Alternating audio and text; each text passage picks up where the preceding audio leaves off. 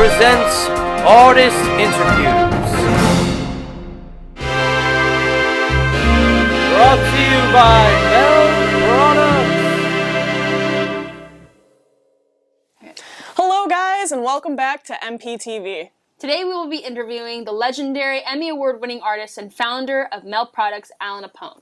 How are you doing today, Allan? Nicole, I'm doing really well. Thanks for having me as part of the show. We're so excited to have you here today. We're really excited to go over all these questions we have, but let's just hop right into it. Are you okay with that? I'm so good. Yeah, go ahead. All right, so the question that we're all wondering is, where did you start? How did this big old journey that you have under your belt begin? Well, it's a very long, involved story of how I started. I got my start, basically, one of my best friends in junior high, Douglas White, always wanted to be a special effects makeup artist. So I wanted to live in the sports world. I was a baseball player and football player, and I pretty much dealt in that realm. Anyway, Doug would do all these different things. He would practice and stuff, and he used me as his guinea pig. So you were kind of the one that was having the makeup on them. Exactly. Okay. He would always try things and do things onto me. I remember one time he wanted to practice doing a head cast, and so obviously I volunteered. Yeah. But the head cast was not done in silicone as it was today, and it wasn't even done as in alginate. Oh gosh. Then what was it? It was done in straight plaster. What? Okay. And Different. Your worst nightmare, of course, it locked onto my head. Oh my god. Oh. Well, obviously I got out of it. But it was really very, very interesting. It suffered no ill effects from it. But it was very funny. We had a good chuckle about that. Right. And then after high school, after we graduated high school and stuff, Doug and I shared an apartment together. He continued doing his thing. He was working at a place called Tinderbox International, and I was working for a hobbycraft company. Okay. And while I was working there, one of the guys that I was working with, his uncle was Tom Berman. And I know a lot of your viewers know who Tom Berman is. Anyway, I was a film buff as well, having lived, when I moved from the East Coast to Culver City, I lived between MGM and Desilu. And I would play in the back lots and stuff. So I really liked film. Never thought of it. You were always interested in it then? I always liked it. Can't even say I was interested in it.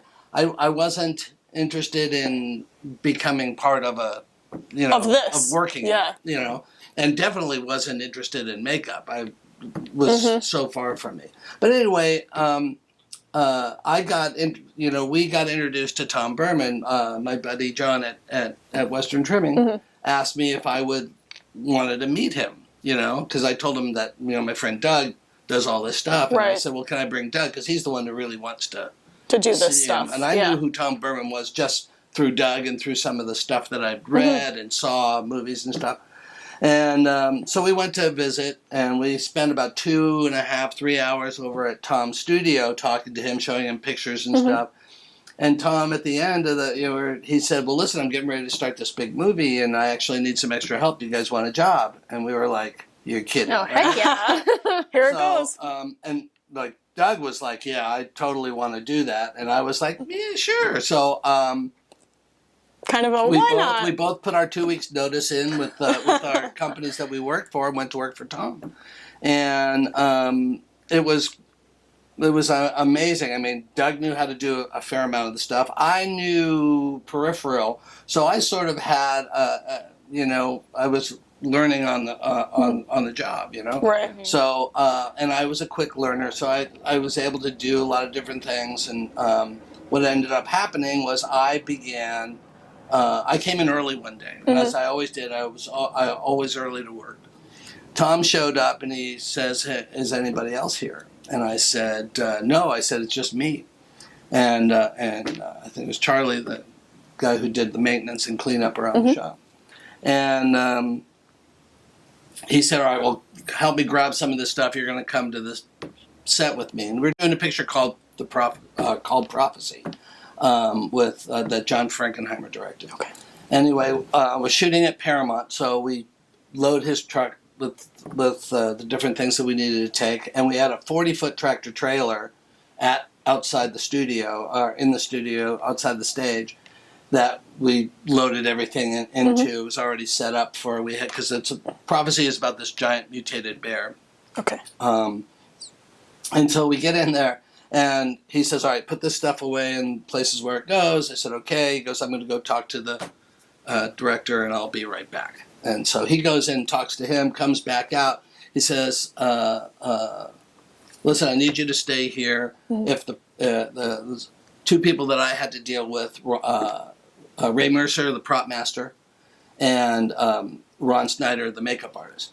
So he says, if they need anything, you just get it for them. Make sure they have whatever they need. Do your part. Yeah. Just give them stuff. I wasn't doing any makeup work or anything like that because I couldn't. So he goes, "I've got to go back to the studio. I'll be back in a few hours." And I said, "Okay, great." So during the day, I just was helping those guys with getting them different things, and would help them, do stuff, Tom comes back, towards the end of the day, and he said, "How did everything go?" And I said, "It went really well." I said, "I did this." I told him what I did. He said, "Okay, good." He goes, "I'll be back." He said, "I'm going to go talk to the producer and have a meeting, and I'll come back out and talk to you." I said, "Okay, great." So he goes in. He's gone for about 45 minutes. He comes back, and he goes, "Well, I don't know what you did today." He goes, "But they love you, and they think you should stay." And he goes, "I do too. I think you'll stay here, and you'll just be the liaison between the shop and That's awesome. the set." I said, "Okay, great." So that was my call every day, was to come to the studio and do. And this is before makeup effects was actually part of a union classification. Oh, okay. Because before, you could do special effects makeup, prosthetics and stuff without being in the union, because it wasn't really classified under that at the time. That has since changed.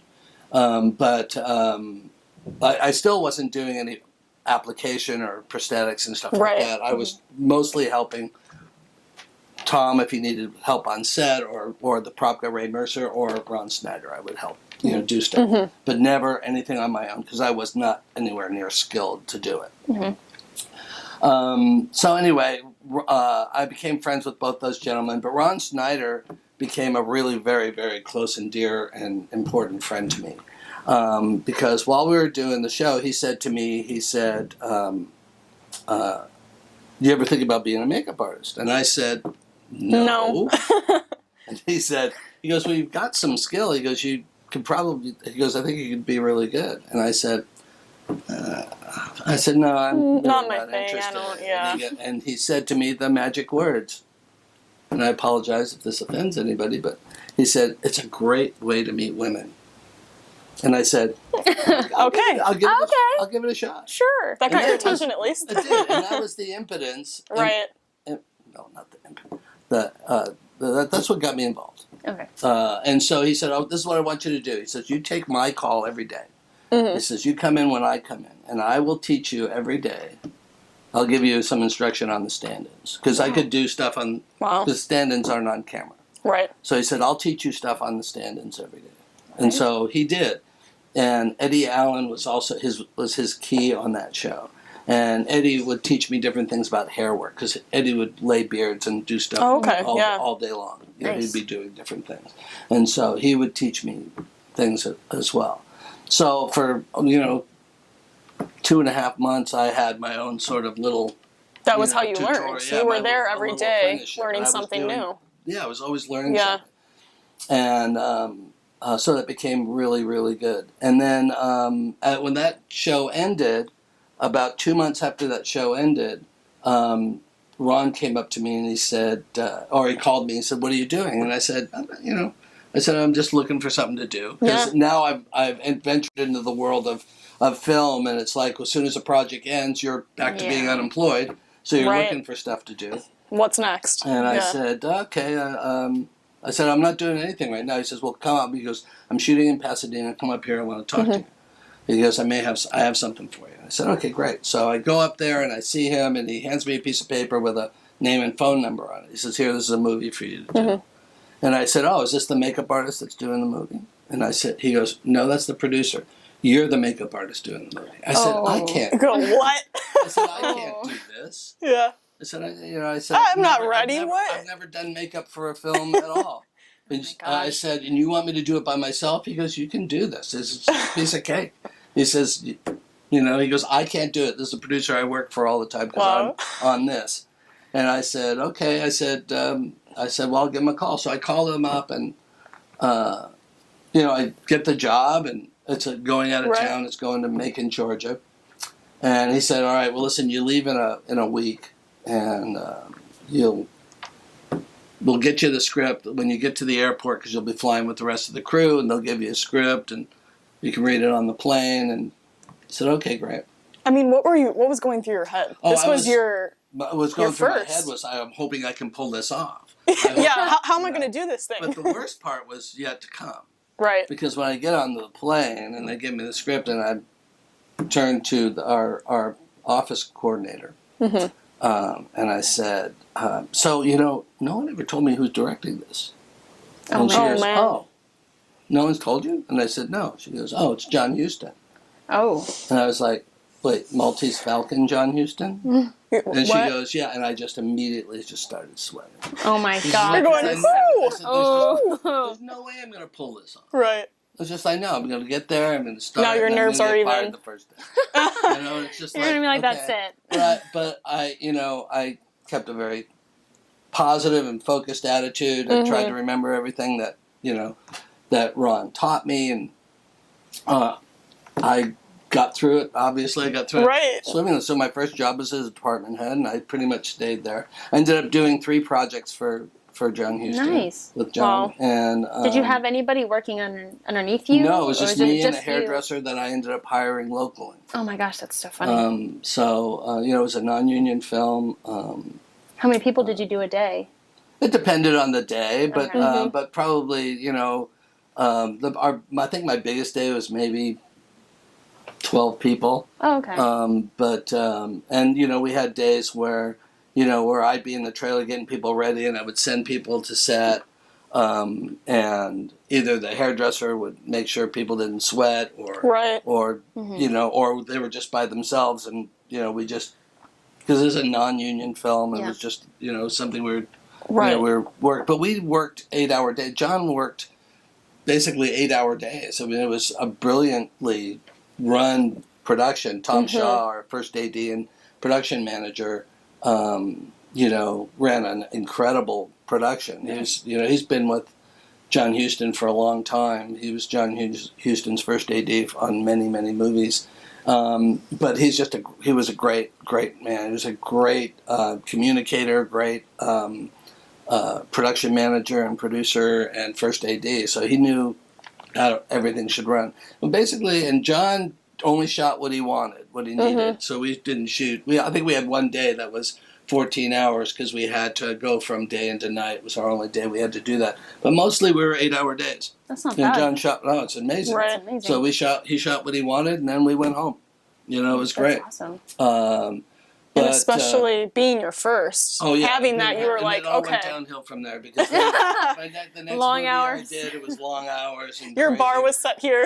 Yeah, exactly. You're like, wow, this is not exactly what I expected. Yeah, no. And that's the crazy thing is just that you go into something and each day I gained more confidence. I think the worst day I had to touch up the scars I had put on Harry Dean Stanton, and it was on set. It was my first experience where I had to do a touch-up while we were shooting, so everybody's there, and all I could feel were eyes on the back of my head. Oh, that's Everyone's watching. nerve-wracking. Oh my gosh. Don't mess up. Yeah, so it's like, then you do it, and then it's done, and you did it's it. done, and exactly. Awesome. So it was pretty crazy.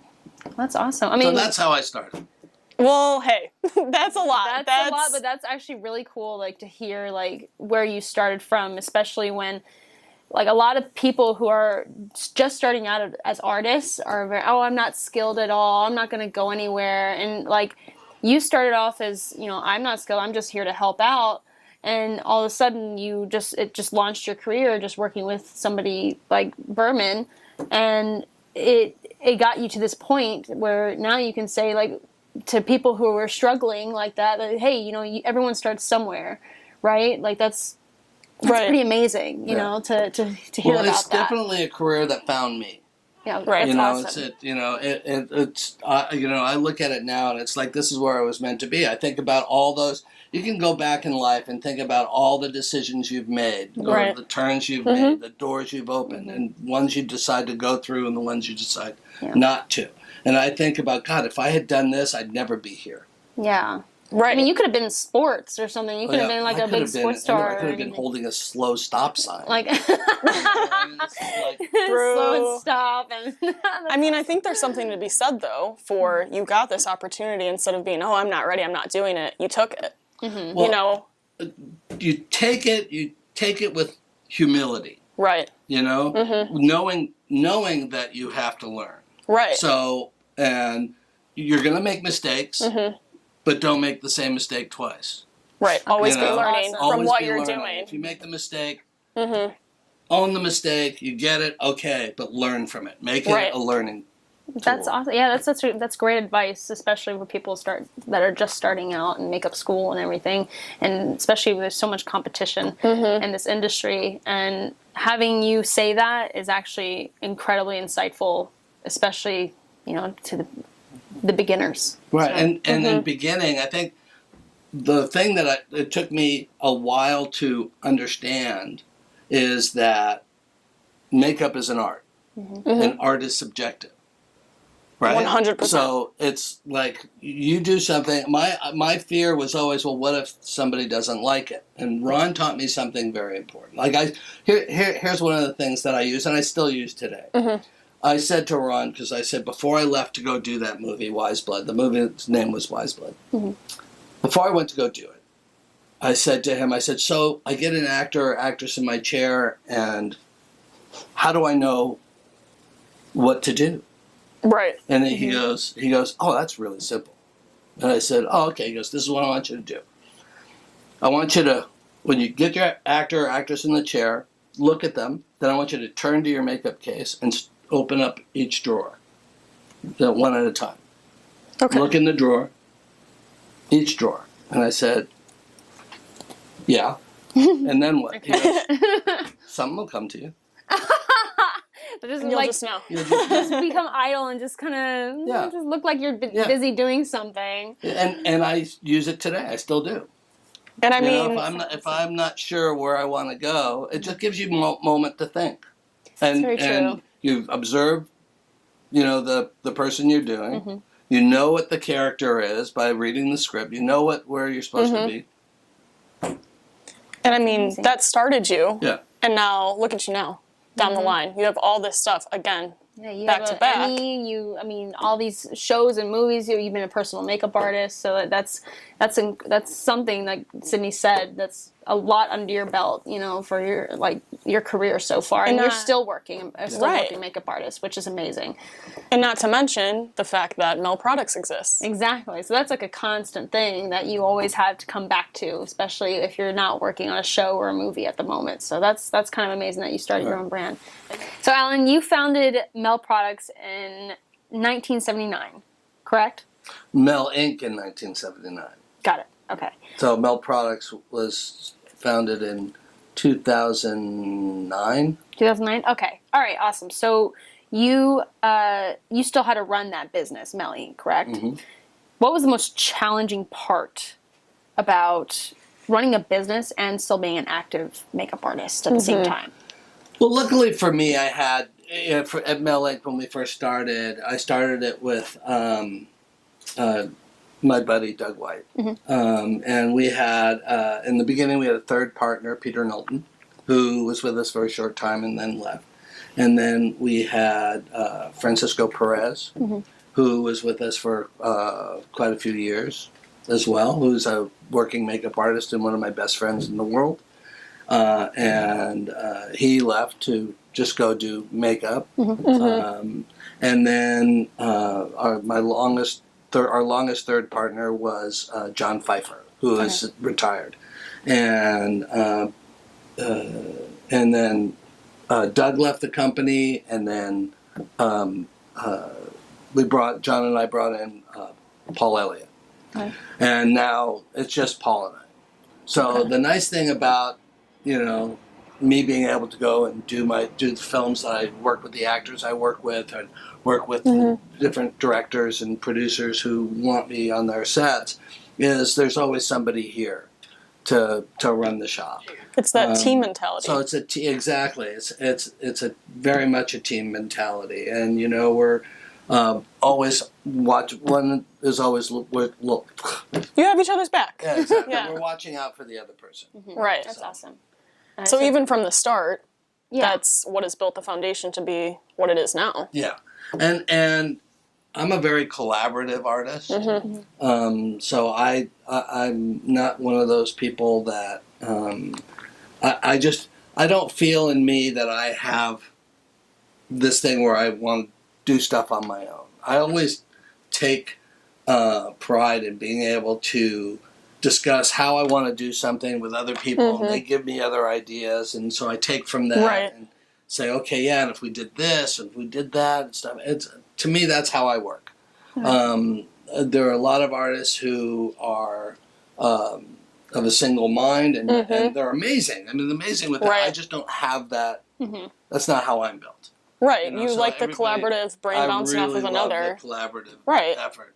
Because, I always like to think that, okay, this is my idea. I think I have a really great idea. This is what I want to do. And then someone will say, hey, if you did that and you did this, it would be like, oh, yeah, I didn't even think of it. Yeah, and you're like, I would have never thought of that. I would have never thought of That's how you get more ideas, and that's how you grow as an artist as well, too. You get help from somebody else. And not to say that there's nothing wrong with having your own thought and your own design, and you want to execute that. That's great, too. But I'm just saying that's how I am. That's how I like to be. And being open to other situations.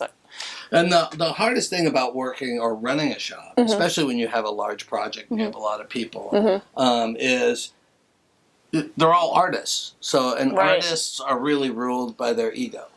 You know? Yes. And so you're managing egos a lot. You know? And I've been very fortunate here that, the people that we have brought in and the people that have come through MEL since it started have been amazingly wonderful and giving, and have turned out to be some of the most amazing artists. So it's I feel very, very proud to have known and worked with and even started some careers out there. And from all the people that have made it the way it is, like you said, do you think that the way that you have run Mel over the years and how things have progressed came from you being mentored? Let's redo that question again. Fine. Oh. Just go ahead and do it again. Do you think that the way that Mel is run now and where it's at in a place it is today comes from a spot from your mentorship from Tom Berman or Stan Winston? Well, I think definitely there's influence there. Yeah. There's definitely Tom was very open and giving of information, and whenever you needed to know something, he was right there. Okay. To answer your question. And look at, like I said, he gave me my opportunity. He, to actually be hands-on on set and also in the shop. Stan as well. I did two. I worked in the shop with Stan on two projects. One was a test, and one was Star Wars Christmas. Star Wars Christmas. Okay. And the Christmas special. The Christmas special. Oh my goodness. With the That's amazing. with I all love the that. And the things that Stan would do, I was always enamored with how Stan created his studio. His studio is amazing. But Stan was one. He was I think an underappreciated sculptor. I always loved the way Stan sculpted. And then he was also he had an amazing sense of humor. And I really loved that about him. That keeps things fun too. Yeah, it keeps exactly. you You You should going. be working in a lab all Yes. day. It's the kept things motivation. light. Tom wasn't so much a jokester, but very open and he was just a very giving. Made everyone very, feel comfortable. Yeah, just a Yeah. very loving soul. I just really love Tom for that.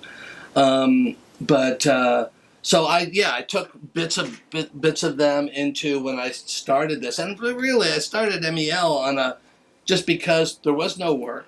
Mm-hmm. I had enough money in my pocket for a business license, and I said to Doug, I said, there's a niche we can fill here because there isn't any shops that cater to the non-union stuff that that are lower budgets, and we don't need to. We charge could do what that, these guys yeah. do. And so we did, and we started the shop, and the very first thing that we ever did out of the shop was a music video. Okay. And which we did a sort of a cyborg character. Oh, cool. And then one of the things that we were very big on, and that no one knew we did until much later, was Faces of Death. Oh. So we did all the Faces of Death movies, of which 60% of that footage is real, and 40% of it is us. We created. Right. That's incredible. And we weren't allowed to talk about it for years and years and years. But since then, we've been able to now to do all that. Yeah. that we did that. It was a lot of fun. And our first movie, I think our first feature film for MEL was Evil Speaks. Oh, wow. Okay. So Evil Speak was with Clint Howard. Alan, let's talk about your relationship that you developed on the 1998 movie Sphere with Samuel Jackson. How did that progress your career? Like, how was it like being a personal makeup artist to him, and what was the achievements that you made with this opportunity? Well, we met on Sphere. Marietta Carter Narcisse was his makeup artist at the time. I think I covered him 2 days. Marietta had just had a baby, and there was 2 days that she couldn't come in, so I just covered Sam for those days. Couple days. And then on the film, after that film, and I became friends with Sam and Leonard Thomas, his assistant, because they were golfers and I was a golfer. Hey, so look at that. So when I was, on the weekends, I would go play golf, and they go, "Hey, we're going to go with you," and so we would all just go play golf. Yeah. But that's all it was. It was just, that was your relationship. That was our relationship. On Negotiator, it's the last month, Marietta had to leave to go somewhere, family issue, and she called me and asked me if I'd come and cover Sam for that movie, or for the last month of it. And I said, sure. I wasn't working, so I went and I covered Sam for the last month of Negotiator. And that was great. Had a good time on that, and said goodbye. I went off and did another movie after that, and then I got a phone call from Sam's assistant Leonard asking me if I was available to do a film, and I said yeah. I said, is Marietta not able to do it? Because I was friends with Marietta, and I said, well, yeah, she's no longer going to do Sam. And I said, oh, okay. I said, well, yeah. I said, I'm available, and I immediately called Marietta because I was like, what's going on? Yeah. And she said, yeah. She goes, no. And she goes, in fact, I told Sam that he should use you. And I said, okay, great. I said, because she was going to kind of take some time off. Okay. And so that was a movie, Deep Blue Sea. And so that was the first time I did Sam completely from the beginning. And so I spent 17 years with Sam. And here's the thing with when you're a personal, sometimes you are doing a show and you're just a personal. You just take care of that one actor. I like to run the show as well. And my rationale for because I like to keep busy, I like to do that. Nothing wrong with being busy with one actor. And the thing with working with Samuel L. Jackson is that he loves characters. You know, and so you got to create different characters. Like he wanted a reason why he looked a certain way, makeup and hair, whether it was bald or whether Robert Louis Stevenson, who was his hairstylist, would create different wigs for him.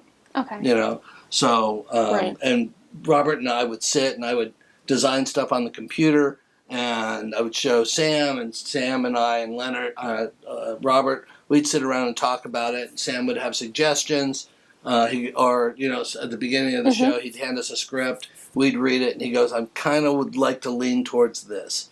And so Robert and I would look at it, we would design a look, and we would give it to Sam to look at, and he'd go, "Yeah, let's try it, let's see where it goes." So we got to do some really fun stuff over the years working with him. Being really collaborative. Yeah, and bringing the character to life. It's collaboration, you know. You know, so much, and some of the looks are pretty simple makeup-wise, but they're complicated hair-wise. You know, it's a trade-off sometimes. But that's the collaborate. Some things are important to have. You know, where hair is really, really important. Yeah. You know, the hairstyle is really important, and Sam's done a few of those movies where it's been that way. Right. 51st State. Unbreakable, things like that, where hair was really, really important in the development of that character. And there are others too, Jumper and things that come up top of my head. But Robert Louis Stevenson was, you know, he's retired now, but when he was working, I mean, there's hardly anybody that could beat him as far as hair. And wigs, he knows wigs frontwards, backwards, and that's awesome. You know, that's just like an amazing stylist could do anything. Not just men either. I mean, that's one of the things too. When you're a personal for a male, a lot of people don't think you can do female makeup or do a female hair. Right, which isn't the case. Yeah, which isn't the case. So, but the thing when you work for somebody like my working with Sam, just opens so many different doors because you meet so many different producers, directors, and other makeup artists as well. And so people refer you, and they like how you work, and you know, they see the things that you're able to do, or the things that you've done, or how you present yourself. You know, because it's all connected. You know, it's all connected. Yeah. So working for Sam opened up so many doors for me. That's amazing. But I stayed with Sam, you know, for quite a long time. I know he plays a lot of different characters, and especially in the movie world now, when he first started to now, but what is some like stories that you could tell, like how he got into these characters and how you helped him achieve that character through his looks and everything? Tell us like some stories that you could like about him. Well, here's the thing. I mean, when Sam gets a script, he does a complete breakdown on the script. You know, he really delves into it. When he starts a movie, he knows that script frontwards and backwards. He knows his dialogue. He knows everybody else's dialogue. Nice. He's always 100% prepared. But as far as character goes, he creates the character. 100%. Okay. He creates that character. He's already got in his head. He's got the backstory. He knows, you know. It's been working in there. Yeah. So all we're facilitating is his vision of what that character is. Would you consider him a method actor? No. No? I mean, No. just somebody who just gets deep into their character. He is a highly accomplished actor. Gotcha. Okay. You know, he is well studied. He comes from theater. He understands every aspect of filmmaking and motion picture and entertainment. There's nothing that you can stump him with. Wow. He is, you know, the consummate professional. You know, right? I mean, you know, if you get to work with him, I've watched him do thousands of scenes.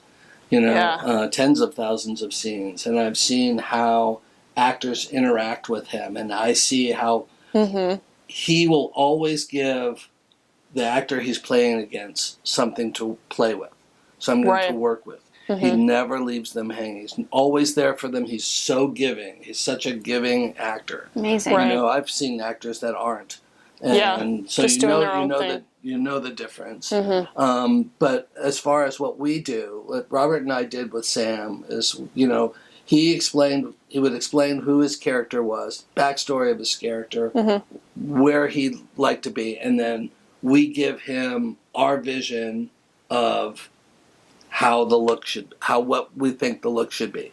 And most of the time, once we gave it to him, he's like, yeah, I like that. Or if he had a suggestion, he would say, what if we did this? What if, I remember one character, I had a mustache on him for the character, and he said, can we change the shape of that mustache just a little bit? Can we do yeah. So he's very involved. But he's very involved, and he wants to feel he is that character once he's dressed. Okay. Once he's ready. It sets him in the role. He's ready. He's ready to go. And it has nothing to do with method, but it has to do with the completion of the character. Right. He'll come in the morning, he sits down, if it's a long makeup or a short makeup, and hair. Whatever his time in the makeup trailer is.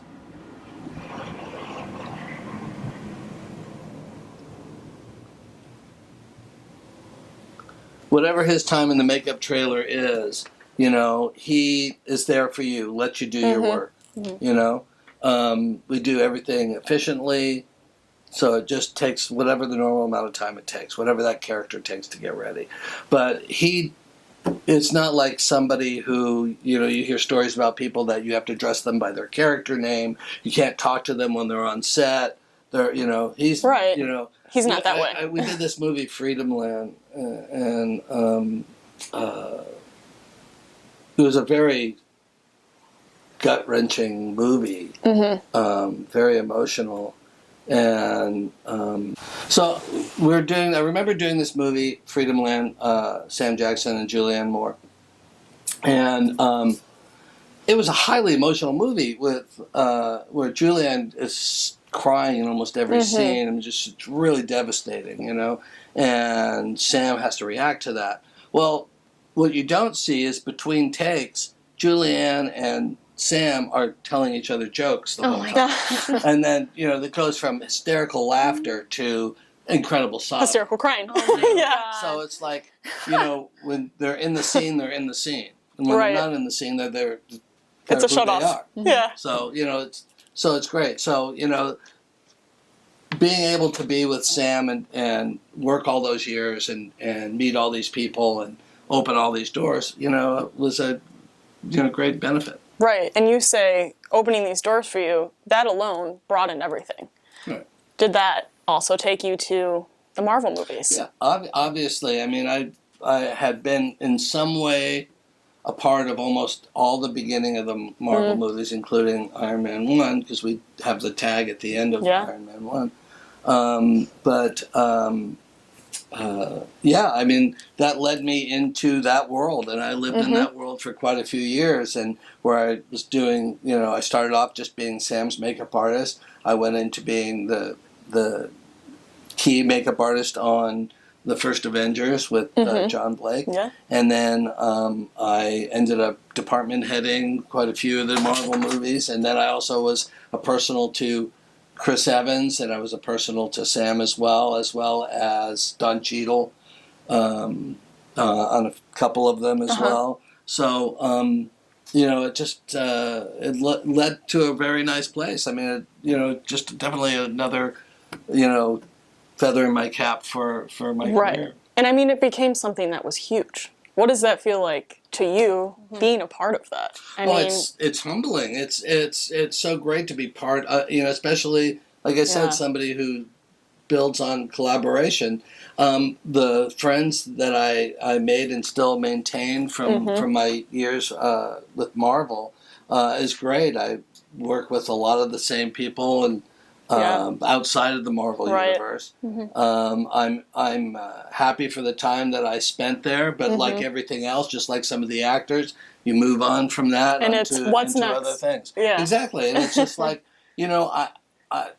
I don't regret, anything that I did there. Right. I love there. I'm a huge Kevin Feige fan. I think he's one of the most prolific producers in the world today.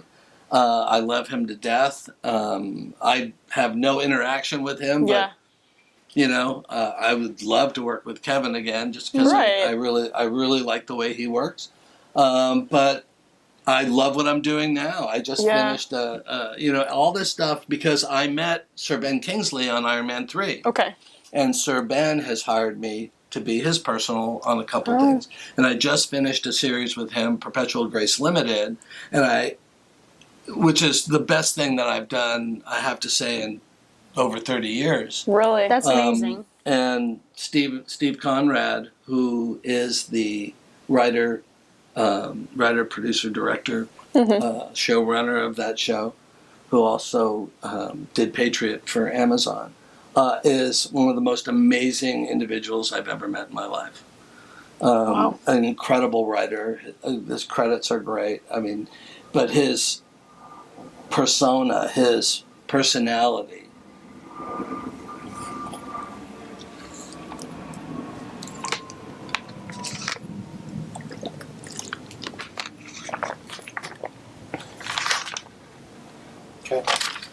his personality is amazing. It's something to be admired and cherished. I hope we get to do season 2, and I Roll hope, it again, yeah.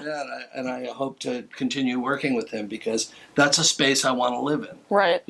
So I feel fortunate with that, and I've got some other projects I'm doing with Sir Ben coming up, and I'm just so very thankful for all those doors that opened to me through the Marvel Universe. That's something I wanted to touch on as well as Perpetual Grace, the new show that you're working on. What are some of the makeups that we can look forward to seeing, and what are some of the challenges that you stumbled upon this season? Well, here's the thing. Perpetual Grace Limited is an amazing concept. The cast is incredible. Like I said, Sir Ben Kingsley, Jackie Weaver, Jimmy Simpson, who I worked with on Westworld, who is an amazing actor. You can do anything. I mean, from this incredibly dramatic piece that we're doing to the stuff he did on Sunny in Philadelphia, Always Sunny in Philadelphia. He is a chameleon. Back and forth. Jimmy Simpson can do anything. He can do anything. And that's really funny too, because sometimes, like, Sir Ben comes across as this very stern, Serious. He looks serious. like it. He's very stoical. He's got the look. He is really funny. Oh, He amazing. can be really It's a funny. jokester, huh? So yeah. so it's really nice, and that entire cast of that show is incredible. And I urge everybody to watch that show, Perpetual Grace Limited. It's unlike anything you've seen. That's awesome. That's But amazing. makeup-wise, we do a big head on Jimmy Simpson. He gets bitten by a rattlesnake, so we did a prosthetic head where his head swells from the cheeks up. Oh, yeah. And his hands swell up. It's a really fun little makeup. And then we did, some gruesome makeup, shotgun blast to the face. Wow. And then the real challenging makeups are really the subtle makeups in that show. Kim Paradin was my key on that show. And I had a great hair department led by Copper Perry. And the subtleness of, because there's a lot of flashbacks, and all our flashbacks are in black and white.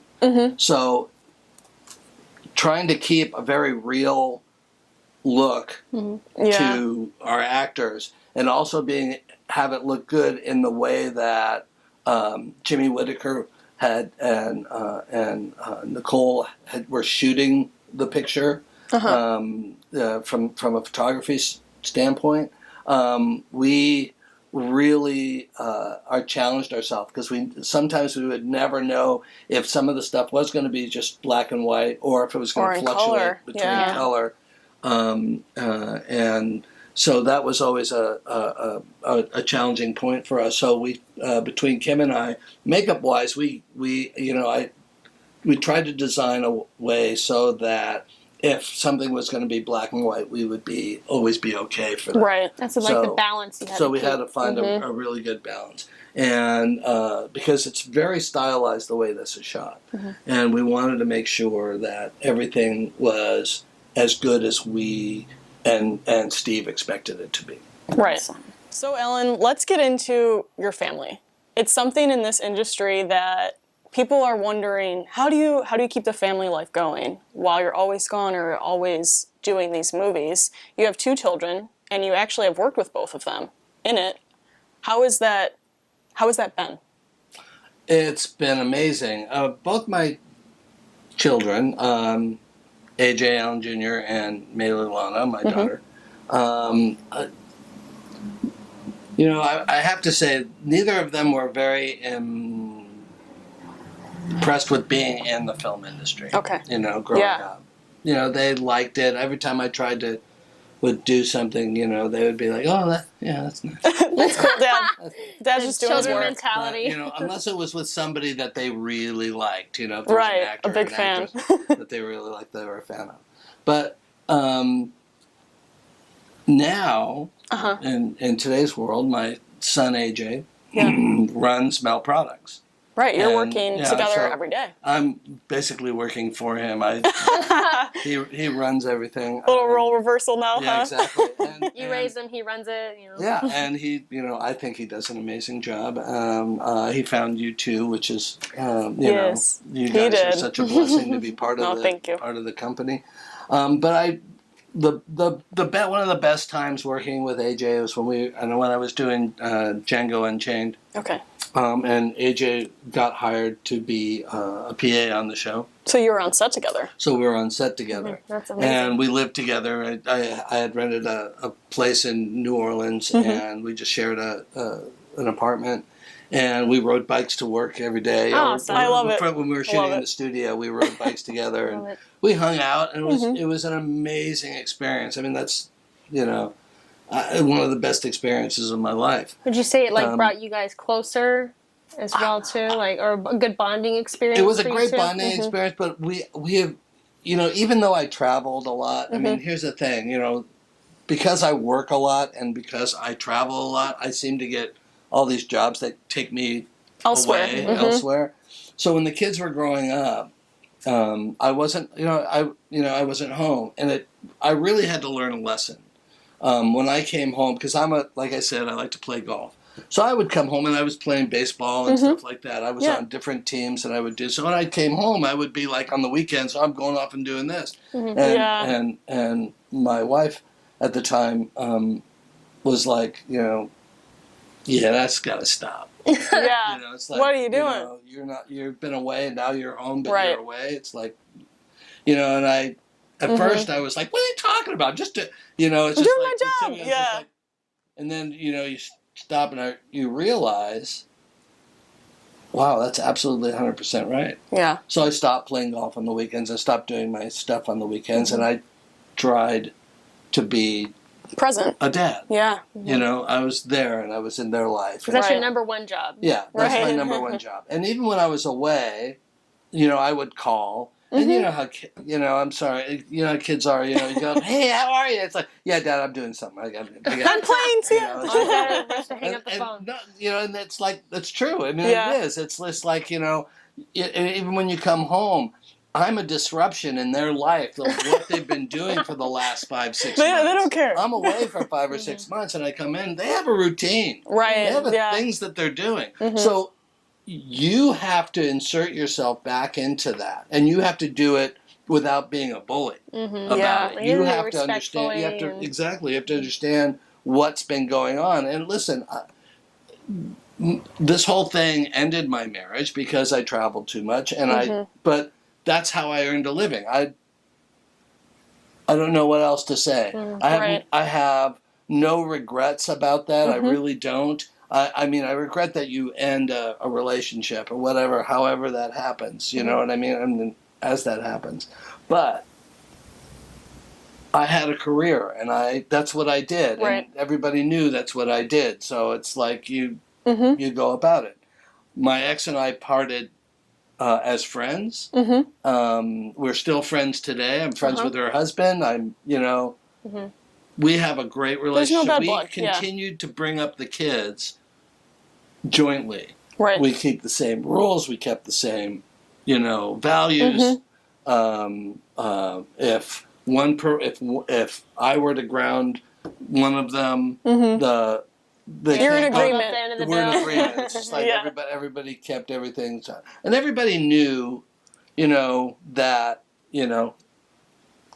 you were still parenting, Right. and that's a huge thing to me. You have to have discipline. You have to show respect both ways. Right. The parents. I mean, I can honestly say that we never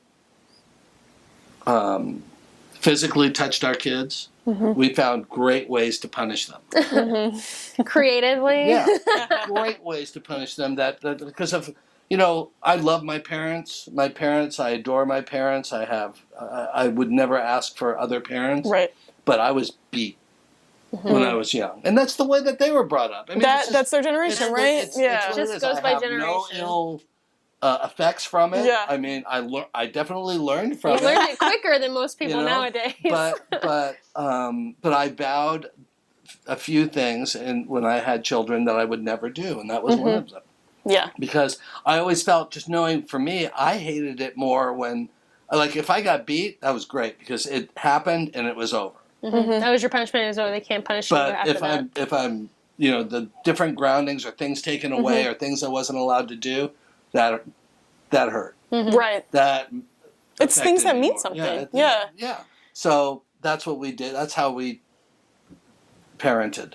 But anyway, going back to how that affected, with the work and stuff, it made you appreciate what you did. It made you appreciate your time away. It made you think about your time away and how you could, if I needed to get back for any reason, Right. if I had time off, like sometimes, especially when you're a personal, I could have a week off. Yeah. Between what I needed to do, and if I was in a place where I could come home, like we You were would. shooting in New Mexico, it's a 10-hour drive home, or it's a quick plane flight. You'd come home. If I'd come home for a few days or whatever, and I'd be home.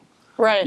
So just learning how to manage your time and family was a huge thing. Right. Yeah. And I mean, look at where it's brought you today. Right. You're now working with AJ Right, exactly. all the time. and it was great. There's certain things now that's amazing. Like when I was last year, I won the Emmy for Westworld, and thanks. Congratulations. Yes. And Elisa Marsh, our department head, was sweet enough to bring me on as her key for that, which I really appreciated because it was two things. I really loved the show, and it was 5 minutes from my house. That's So amazing. I didn't have to travel Let's do anywhere. But one of the things I wanted to do when I was nominated, I knew, is I wanted to take my daughter Maylee with me to the Emmys. Yeah. And we just had date night. it was the best time we had, because she had never got, like, AJ went to the Emmys one year when I was nominated, and he went with his mom. Because I was out of town, I couldn't go.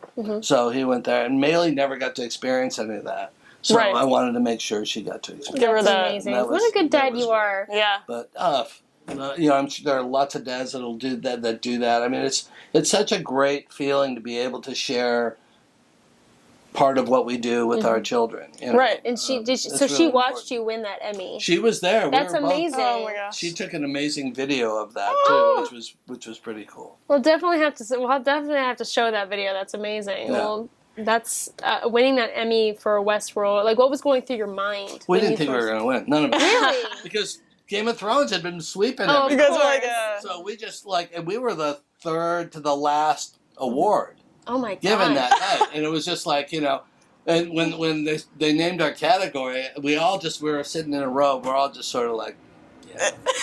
Here it goes. Game of Thrones was sitting behind. They're us. all waiting to stand up They're and all there, everything. it's just like, okay, okay, be nice. Shake their hand. And then nod. when they said Westworld, we were all dumbfounded. Oh my Right. god. Like just In totally pure shock. in shock. Which makes it honestly that much better. Yeah. So you just kind of rub it a little bit in their faces, like, "Huh, we won one too." I would never rub it in No, their no, face, no. but we Don't were just ever do very- that. We were just very, very proud, That's you know, awesome. of the work that was done and that we were, you know, given the Emmy. Well, all that hard work in your past and everything, I think it's just led up to that moment, and that's a huge congrats to you. That's amazing. That's a huge accomplishment, especially winning an Emmy. This is your first Emmy? Correct? First win, yeah. That's First win. amazing. Yeah. See, all that hard work was like totally led up to that moment. Yeah. That's awesome. And with all it being said, I mean, you're proof that keeping a family life alive while still having an amazing career in this industry is possible. And Oh, I mean, it is, definitely. that's a huge accomplishment in itself to combine the two. Absolutely. Yeah. So, Ellen, let's just talk business here. Okay. What do you think creates a successful business? Yours being Mel Products now. I think the thing that you have to do in creating a business that's going to be, hopefully successful is be true to what you're doing. Yeah. And what I mean by that is that Mel Products came out of a need of myself, Brad Look, Kevin Haney, different makeup artists that I work with every day, a need of stuff, of products that we use on set. Right. So we wanted items that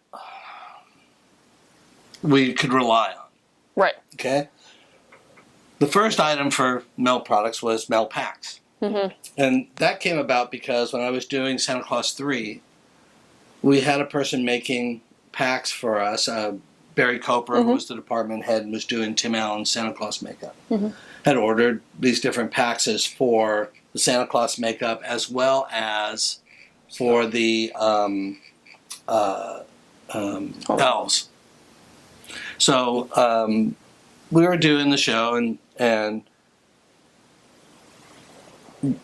Barry was running out of one of the colors that's very vital to Tim's makeup. For the Santa Claus For makeup. the Santa Claus makeup. So he couldn't get a hold of the individual that was making it. And the person who was making it was a makeup artist who was also working.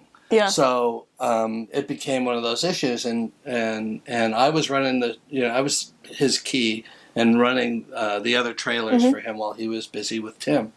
So he said to me, he says, "Can you find, this artist? Yeah. And if you can't get a hold of him, we're going to have to match this." Uh-huh. So I said, "All right, well, if we have to match it, we'll match that color."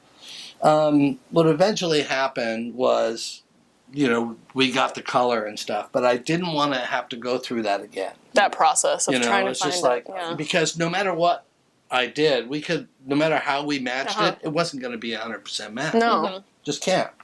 So that's when Brad Look and we were in 2008. It was that was when the collapse of the economy and stuff like that. And so a lot of movies. I had 3 movies I was supposed to do, all got canceled. Right. Wow. Huge So shift we were in just industry. in the shop working, and I said to Brad, we're going to come up with a line of packs. And he said, "Oh, that's great, yeah." And so he had been working with formulas on Star Trek.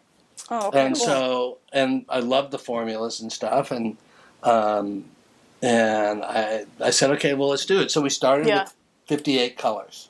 Oh. So we came up with 6. Started with. We had 58 colors that we could lead with. Right. And we put them into kits, and we had them individuals. And I remember going to Nigel's and said, "Hey, this is what we're doing." And Nigel said, "Great, give me 6 of each of your kids." Just like And that. it was like, just like that. Yeah. So he got it, then friends got it, and then Namies bought it, and then It started. it just started, Yeah. and then word got out that it was available. But I remember talking to one of the store owners originally and told him what I was doing, and he said, "Nobody uses packs." I said, "Everybody uses packs." I said, "We just make our own." Right. I said, "The problem is that when we make our own, we can't duplicate it because we make it on the fly."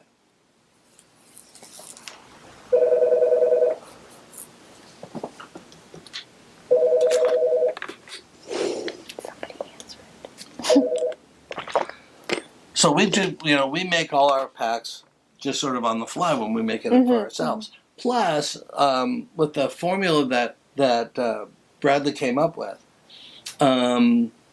it was much better. It's more. We refined it even more, and we made our formula so that it's more like a cream cosmetic rather than a thick Pax makeup. Right. And we made it so as you know it now. You can airbrush it. You can you can make glazes. Right. And It's washes. evolved. versatile. Yeah. You can do a lot of different things with it, and it's repetitive. And you know that when you order, you're getting the same color. If it's years Every later, time, it's always going to match. So the thing about running creating this company was to make it relevant to the artists that were going to use it, and so that we touched on the needs. That's why, like, people have asked us to make tattoo, alcohol colors, and I'm like, no, it's not what we do. Right. We don't do that. All of our, pretty much, almost everything we make is interrelated. To itself, and we also manufacture everything in-house. Everything's made in our studio, and so we're constantly in touch. Like I talk to different artists and different people who use our stuff, and they'll have suggestions. And we've taken suggestions from different artists and said, hey, can you do this, or can you do this with that? Our bald caps have become so good, have become amazing. a staple of the industry because of conversations with different artists of what the needs are. Our new peel and sticks, which are, I think, the most amazing thing, are going to revolutionize what artists are being able to do on. And I prototyped those for almost 2 years before we came out with it, using it on set. Making sure that it's something that works. And everything that we've done has been that way. Right. We've prototyped it, we've used it, made sure that it does what we want it to do, because we have to use it ourselves. Yeah. So I think that in this business and what we do, and pretty much every business, you have to listen to the people who use your product. That's what keeps you current. That's why keeps us people are current. still interested in what's going on. And we try to, like, when I go on location, like I just finished a movie in Salt Lake City, and there's a makeup supply house there called Last Looks, that I went and I did a seminar at, for free. Just invited To let them all know, the local makeup artists and stuff, and we had about 30, 35 people there. Not bad. And, and I did a demo of a tattoo cover and also a peel and stick, and then took questions afterwards, and got, different people's, feedbacks on what they like, what they like to use. They got to know more about what Mel Products is and what we're able to do for them and supply for them.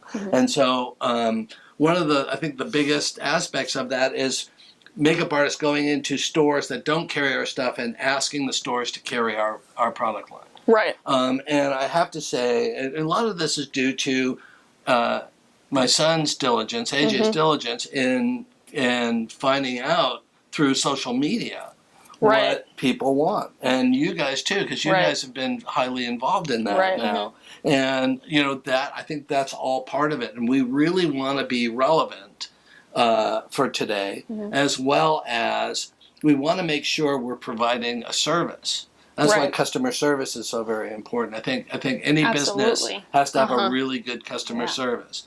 And we strive and we succeed very highly in making sure that you can contact us at any time and we'll get back to you. Especially, Phil, like I have makeup artists call me at 5:30 in the morning who are on set, and they say, hey, I have a problem. What do you suggest? Right. I take that call. You're very personable to these people. I take that call because that's what I do, and that's what I'm trying to make sure that there's nothing worse than being on set and having a problem and not being able to fix it. That's horrible. And if you have somebody that you can call and get some advice, at least something. Right. I mean, don't always have all the answers, but at least you have somebody you can call and bounce some stuff off of. Yeah. AJ's done the same thing. He's taken phone calls or emails. Somebody's having an issue. Or somebody needs something right away. I had a person call me. I happened to be working in Atlanta on a show, and a friend of mine was doing another show in Atlanta, and she called me for a color. She goes, because Engineer Guy is one of the stores in Atlanta that carries our products. And they were out of a color that she needed. And she knew I was in town. And she said, Alan, I'm just calling to see. I need this green. Yeah. Do you have this? And I said, yeah, I have it. She goes, oh my God, can I get it from you? And I said, yeah. So she sent a runner from her show over to pick it up. And I gave it to her. You know what I mean? I mean, but that's the kind of thing that you want to be able to do. You want to be able to service people who, you know, who need what you have. And that's what sets you apart too. That's what so. keeps it's what keeps the business going, and it's what keeps people happy. There's something to be said about, like you said, handling customer service in a way that's you actually care. Yeah. And that's important to the consumers always. Yeah, it shows that there's not just the artist mentality. It's more than that. It's more of it's a family thing. It's a genuine care. Yeah. For Absolutely. Mel. And would you say because of that, that's kind of where Respect the Craft came in? Yeah, definitely. I mean, that's all part of that. I mean, it's a big part of that.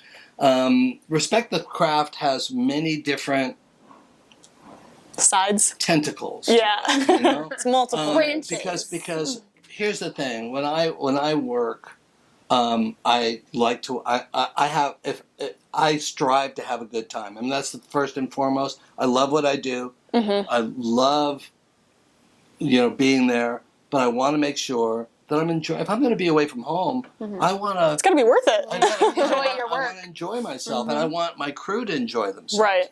Okay, so first off, be a professional, act professionally, right. dress professionally. I have a huge thing, like when I hire extra help, they get a memo of how I expect them to dress. Right. I've had to let people go because they feel like they can dress how they want, and it's professional. You're rolling out of bed kind of a thing. Yeah, there are certain rules, like you can't wear flip-flops. That's not my rule. It is my rule, but it's actually an OSHA regulation. Right. You can't do that. Right. And I've had people say, well, this is how I work. Sorry. You work for somebody But I'm sorry, else. You're not allowed to do that. That's where the respect That's comes a rule. in. That's a respect. Also, how you handle yourself on set. There's certain things, or like I have certain ways of working, which are not dissimilar from a lot of other makeup artists that run shows. But you have to respect where this craft came from. Like it's understanding where it's. Great that you can do a beauty makeup and stuff like that, but there's character stuff that gets done. There's all this other stuff. There's also when you're knowing all the people, just like in sports too, because there's an equivalence there. The people that laid the groundwork ahead of you for you to be doing what you're doing and getting paid for doing what you're doing, right? And respecting where that came from, and respecting the other crafts. Like, it's not just about makeup or makeup and hair, right? It's electrical, it's camera, it's grips, it's craft service, it's everything that goes into it. Although everybody comes together, it's the largest collaborative art form there is. Right. So you have to respect your craft before you're going to get respect. Absolutely. 100%. So you have to do that. And I preach this all the time. I preach it whenever I do a seminar, whenever I'm doing a movie, and I have my crew. I make sure my crew knows exactly what I expect from them. And it's just like when I go to work. If I go to work and I'm not running the show, and I'm either day checking or I'm even keying, whoever's in charge of that show, they may do things different than me. Right. Okay, but I'm going to do how they want it.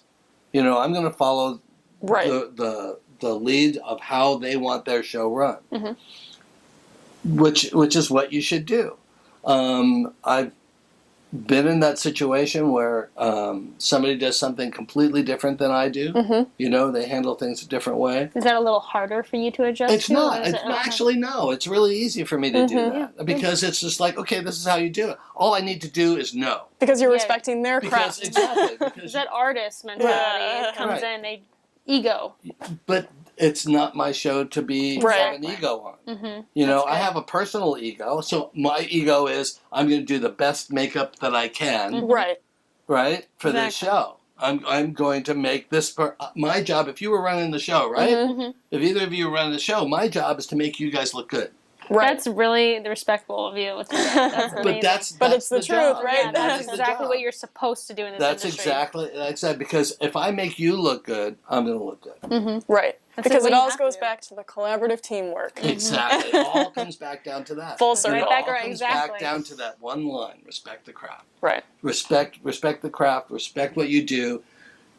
We're not there to do massages. We're not there to just be on our phones on the set. It's like, Yes. we have a job to do, and make sure you're doing the job. Right. And that's what's important.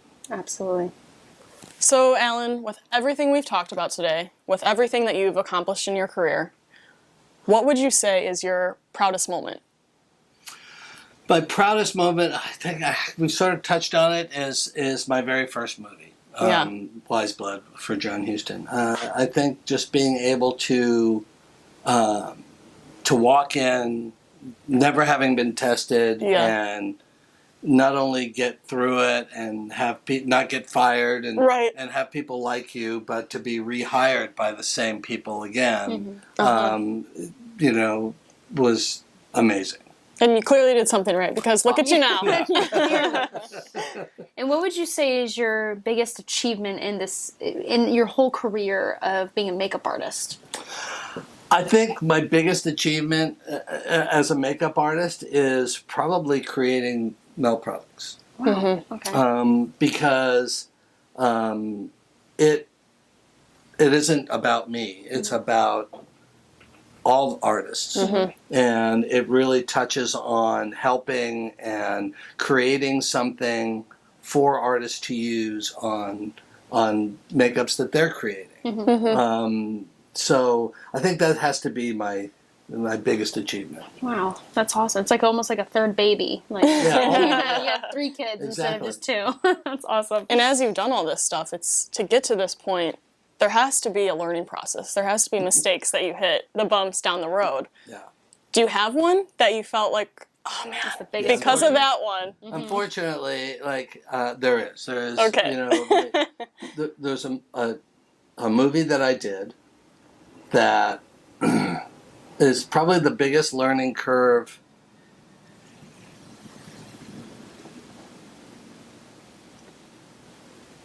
There's a movie I did that's probably my biggest learning curve ever. Because you can do a movie, make small mistakes here, and you go, okay, I never want to do that again. Right. But this was huge. It turned out to be huge, huge, huge. I did a movie, and I'm going to tell you the movie so that people can go and look and laugh. Oh my goodness. Because it's huge. It's I'm excited really now. huge. I did a movie called Gettysburg. Gettysburg was a non-union film, or actually it was supposed to be a 6-part miniseries for TNT.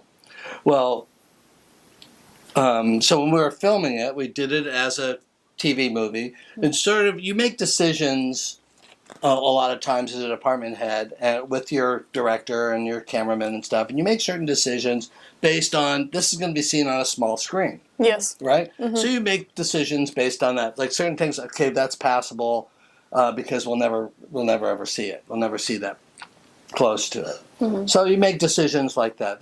Decisions like that get made on every film, every day, all the time. Okay, so I had never done a big facial hair movie.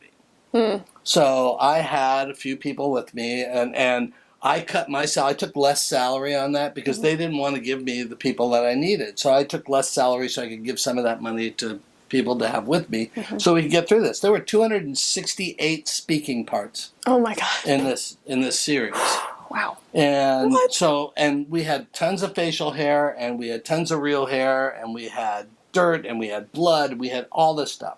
But the hair aspect of it, I had never done a movie with a lot of like facial this, hair, right? So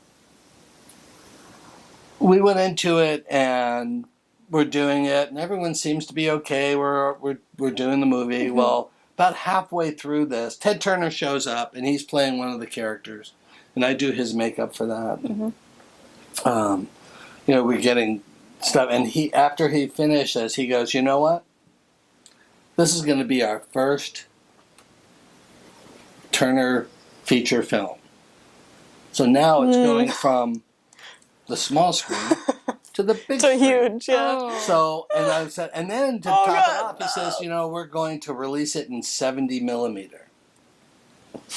You're like, okay. And I'm like, okay. You're sweating. And realizing that a lot of the stuff that we've shot already Was not for that. it's going to look horrible. Yeah. And Oh. none of us, there's quite a few of us, and that were doing the movie. My key was Michael Spatola on that. Love him. And Michael and I were struggling to get everybody to look like. I had Adam Brandy there as well, helping out, who's an accomplished makeup artist as well. But we were all green when it came to that. Mike did a great job with Martin Sheen and the beard for him. I was doing Tom Berenger and quite a few other characters as well. We all did a bunch of characters because we had a lot. There were so many. All every day. I mean, I don't think we had a day when there wasn't at least 20 people working. Wow. 20 actors on camera. So it was really busy. But hair work was none of our fortes. Okay? Yeah. So when the picture got released, to a lot of hoopla, the headline on the Sunday LA Times was, ready? Oh no. Worst hair in motion picture. Oh my God. And I just Thank you. Yeah, oh right. my God. And they had a picture. The funny thing was, though, they had a picture, and we were matching historical characters, right? So they had a picture of, of one of our Jeff Daniels. I had a picture of Jeff Daniels, and they had a picture of the character that he played. Yeah. I thought they looked great. He's like, I mean, seriously, I'm okay with they it. could have chose anything else, You're and like, I would have been, okay, It's not so bad. But Jeff actually, I thought turned The one out that great. actually His character, liked. I thought he turned out well. And he looked, and in the picture, when you're looking at the picture, it's like, why are you saying that? Pick one of the other ones that was horrible. Could have picked Tom beard Berenger's falling off. character. That would have been made more sense. Oh my gosh. But anyway, the fact is that they were right. It was. And here's the lesson that I learned. The lesson that I learned is that I shouldn't have taken that picture the way that they offered it to me. I should have stood my ground and said, this is what I need. Okay, because we worked our asses off because you do that many facial hair pieces in a day. They all have to be cleaned at the end of the day. They all have to be blocked. They all have to be restyled. We weren't doing any of that. We would clean it quickly. We'd try to set, we'd restyle them in the morning. It just, the attention wasn't given to it that I should have made sure was given to it. I compromised, one, because of the budget, because of what they were allowing me to have, and two, because of my own naivety in what it needed. Yeah. Okay?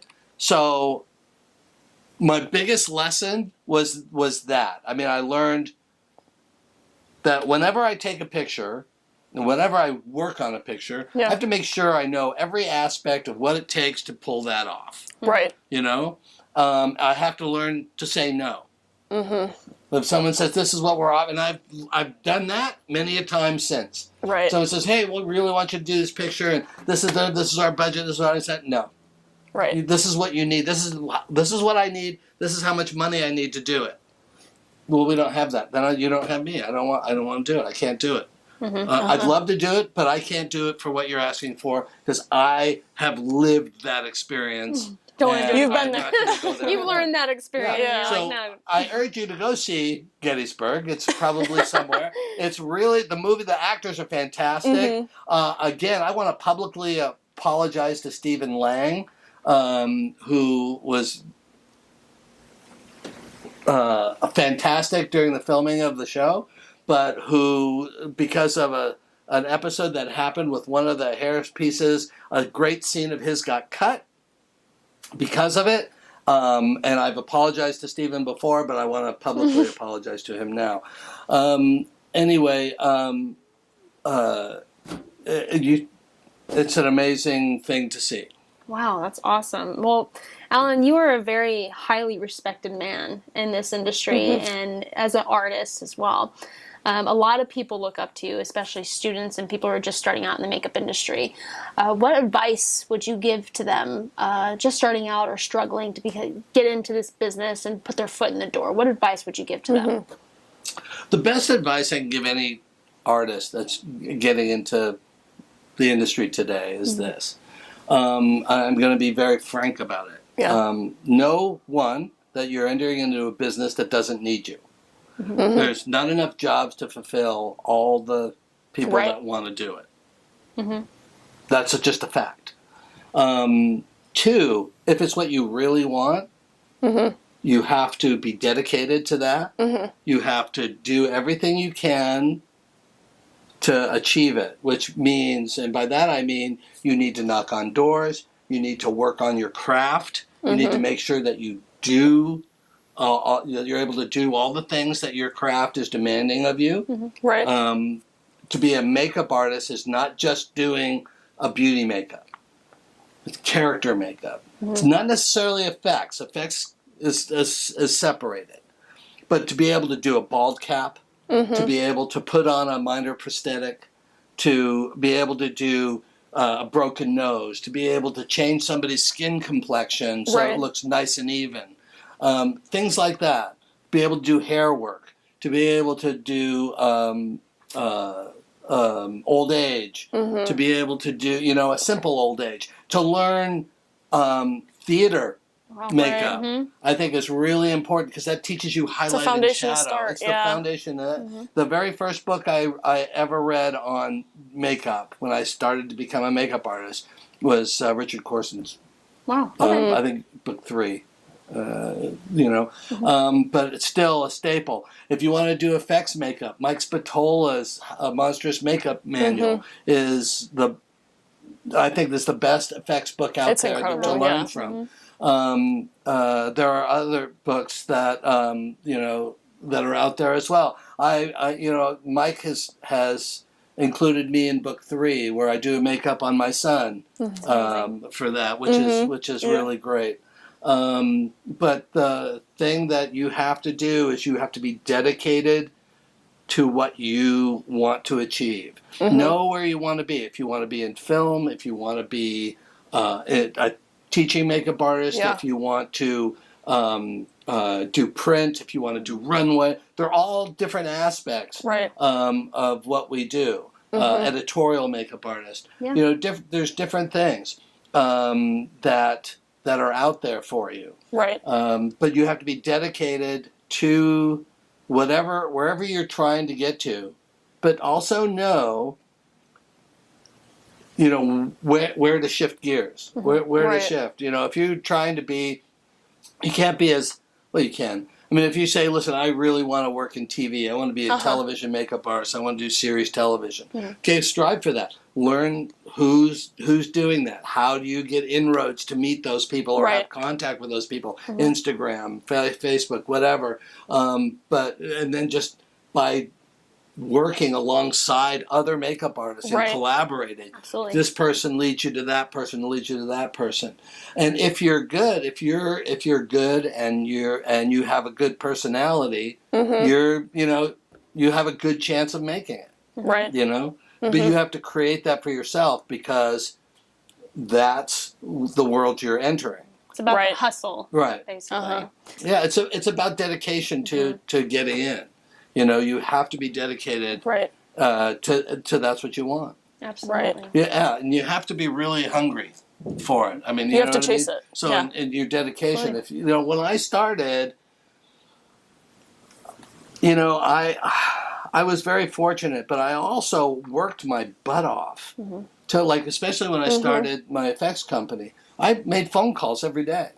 Great. I would make phone calls. I'd look in the paper. I'd send out resumes. I would you know, I did photographs I did makeup for photographers for pictures. Right. You know, they would give me copies. I'd do it for free. I did student films. I would go to the colleges. I did films for AFI. Yep. I still do. Like I'll do teaching seminars and stuff for AFI and stuff. Yeah. For different people, but I'll if someone from I've had in the last few years, you know, students from UCLA call and say, hey, you know, I'm happy to do it. If I'm free and I'm able to do it, or if I can take one of my interns and turn them on to something, get them involved, Right. you know, and I put them with them. You know, those are aspects of how that all works. It's all part of, and it's a learning a tool as well at the same time. So that's my advice. Wow, that's amazing. Well, Alan, we're going to be wrapping up for today, but thank you so much for coming in and answering all of our questions and telling us amazing stories and inspiring all artists around here, including us. And thank you to the MPTV viewers for tuning in as well. We want to thank you guys so much. Expect more interviews to come. Alan, thank you. And thank you both for all the really tough questions you made me answer. You said it wasn't going to be easy, but yeah, I really enjoyed it, I have to say. You guys were great. Us as well. And yes. to the MPTV viewers, thank you very much. And I want to leave you with respect the craft. Bye, guys.